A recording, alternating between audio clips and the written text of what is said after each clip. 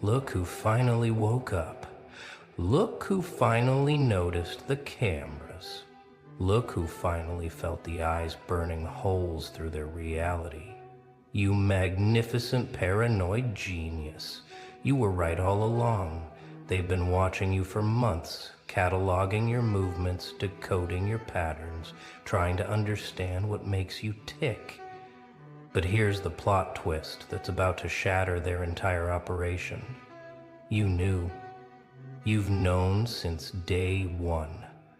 Every move you made, every word you spoke, every silence you held, it was all choreographed for their viewing pleasure. And now they want a meeting because they've realized something terrifying. You let them watch. You wanted them to see. You've been directing this show from the beginning, and they were just unpaid extras in your masterpiece. The watchers became the watched, the hunters became the hunted, and the subject became the architect of their confusion. They thought they were studying a specimen. Instead, they were staring into a mirror that showed them exactly what they lacked: power, purpose, the ability to exist without constantly seeking validation from screens and systems. You became their obsession, not because you were hiding something, but because you were hiding nothing. Let's rewind this twisted tape, shall we? 6 months ago, you started noticing the patterns.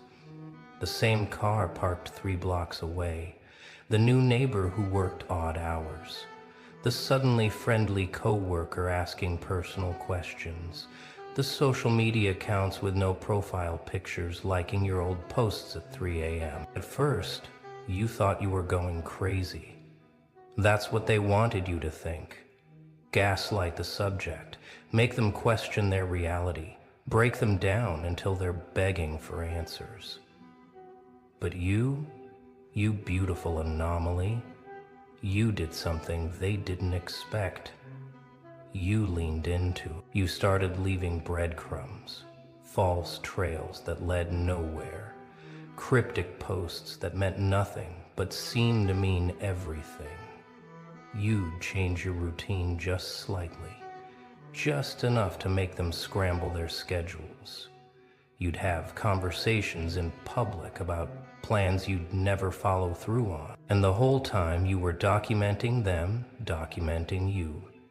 Every strange car, every suspicious person, every digital footprint they left while trying to capture yours. You built a case file on your watchers while they thought they were building one on you. Checkmate in slow motion. 3 months in, something shifted. Their approach changed. The surveillance became sloppier, more obvious, almost like they wanted you to know. And that's when it hit you like lightning in a bottle of madness. They weren't trying to catch you anymore. They were trying to understand you. See, most people crumble under observation. They change, they hide, they perform for the invisible audience. But you became more yourself, more authentic, more dangerous. You stopped caring about their gaze and started using it as fuel. Every camera became a witness to your transformation. They expected fear. You gave them fascination. They expected you to run. You invited them closer. They expected defensive moves. You played offensive with a smile that said, "I've been waiting for you." And that's when their reports started changing. That's when the word started spreading up the chain of command. Subject is aware. Subject is cooperating? No, that's not right. Subject is conducting. Subject appears to be conducting us. Can you imagine the meetings, the confusion, the dawning realization that they weren't in control of this operation anymore? That maybe they never were? You want to know why they need this meeting? It's not because they found what they were looking for. It's because you showed them what they never expected to find. A human being who doesn't operate on fear. A consciousness that doesn't need their approval or their system or their little boxes of normal. Every person they've ever watched eventually broke. They either ran, fought, or folded. But you transformed their surveillance into your stage. You turned their invasion into your invitation to show them what real power looks like. Not the kind that comes from badges or budgets or backing. The kind that comes from knowing exactly who you are. They watched you for months, and in all that time, you never once wavered, never once showed them a crack they could exploit.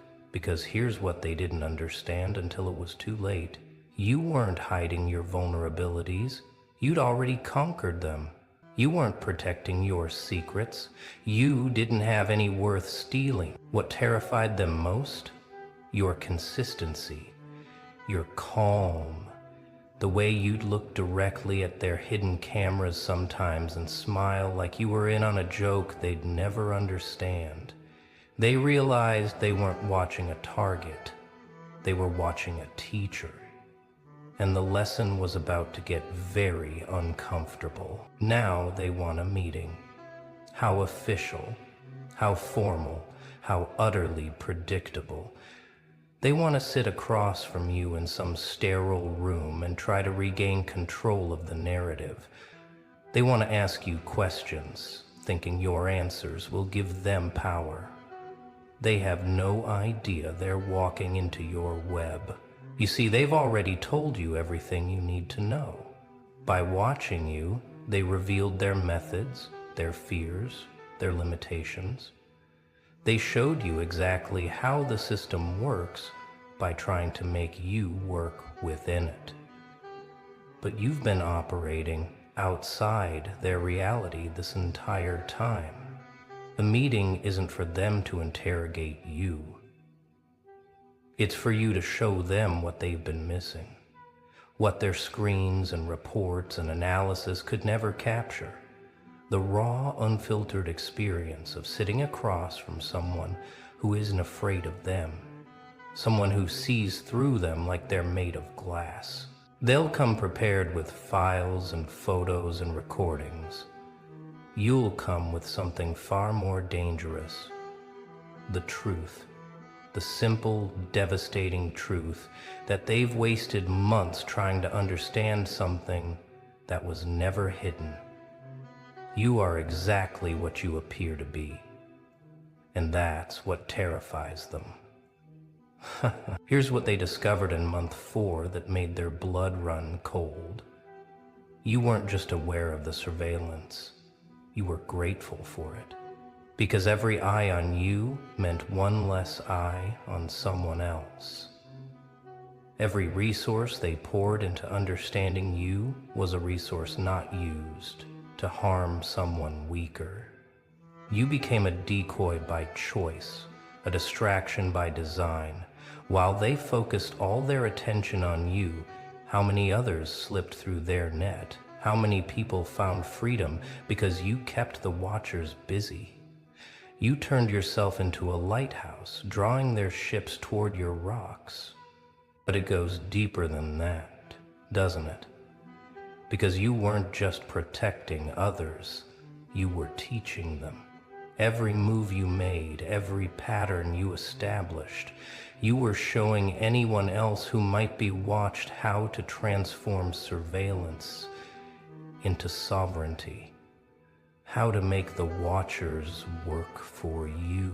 They want this meeting because they need to know if you did it on purpose, if this was all calculated, or if you're just naturally this unmappable.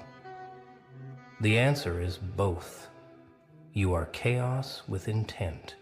You are randomness with purpose. You are everything their system wasn't built to process. Let me paint you a picture of what's been happening on their end. Reports piling up that say nothing. Hours of footage showing someone living their life without fear. Psychological profiles that contradict themselves. Behavioral analysis that leads nowhere.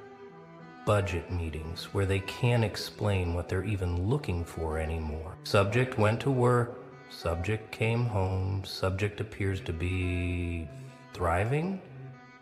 How do you mark that as suspicious? How do you justify continued surveillance on someone whose greatest crime is being themselves?